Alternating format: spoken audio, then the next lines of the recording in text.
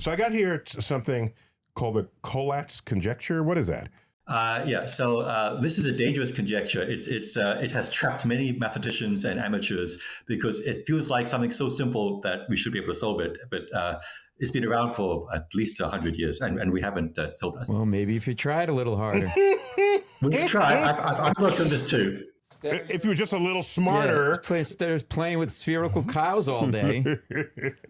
I could describe it. I'm just worried. As I said, it could trap some audience members to work on it obsessively. People. That's good. We like trapping our people. So tell me about it. Okay. So these are the best of the unsolved problems are the ones that can be described simply.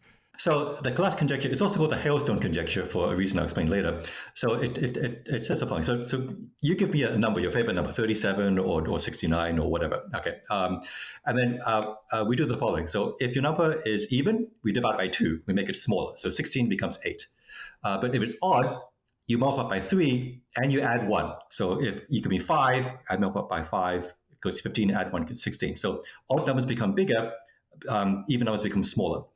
So now you just repeat this process. So 5 becomes 16, but then 16 becomes 8 because it's even. 8 becomes 4. 4 becomes 2. 2 becomes 1. 1 is odd. You multiply by 3 and add 1. It becomes 4 again. And you end up in a loop. 1, 4, 2, 1, 4, 2, 1.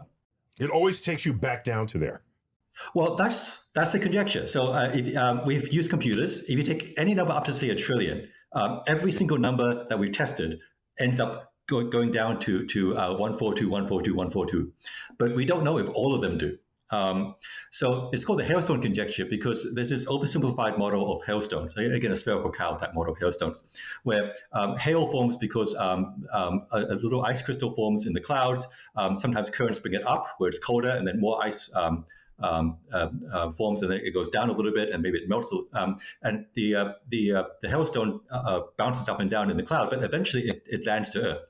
All the hailstones eventually hit the ground. But just to be clear, they hit the ground because they reach a mass that the upward currents can no longer sustain them, and then they drop out. Too heavy. Yeah, and the bigger the hailstone, the bigger the uplifting air was that kept them there for that long.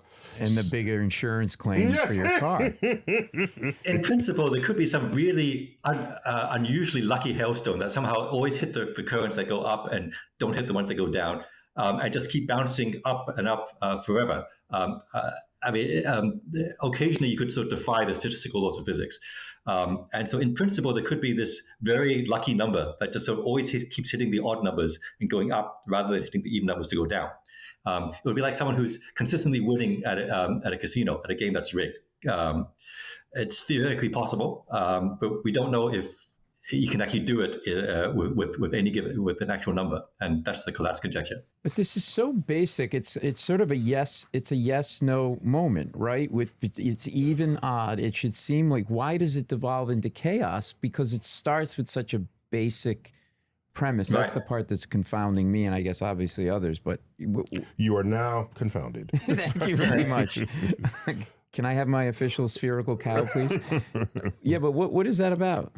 So it's part of a general phenomenon called chaos. So you can have very simple operations like halving a number if it's even, or multiplying by 3 and adding 1 if it's odd. And as you say, if you just do it once or twice, it's a very easy operation.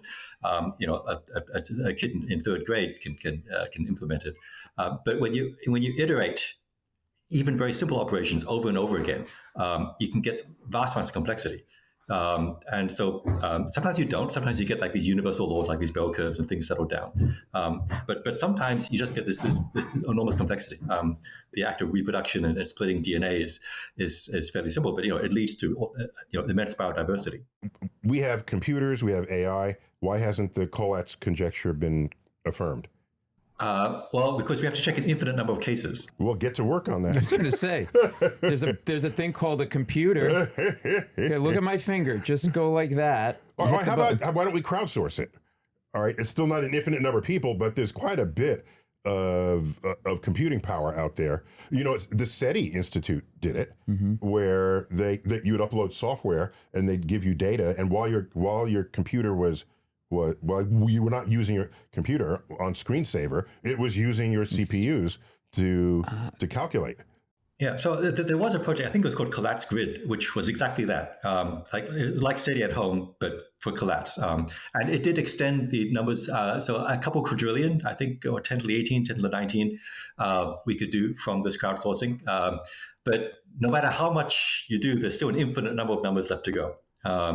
So if you want to roll out all the numbers, you need proofs. You need to use mathematical laws that work for all numbers. Otherwise, it's not elegant and it's not even interesting. Well, it's not elegant. It's like you're putting a bunch of crazy ingredients in a blender, and you always get, and it always outputs oatmeal, like every time.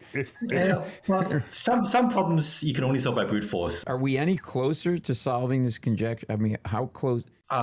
So I worked on this a couple of years ago. I proved a result that if you take a really large number, like 10 to the 15, 10 to the 20, whatever, I could show statistically that 99% of all numbers that are very, very big would become very, very small, become much smaller than where they started.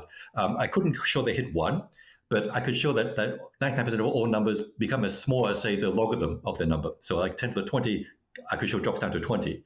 10 to the 100 drops down to 100.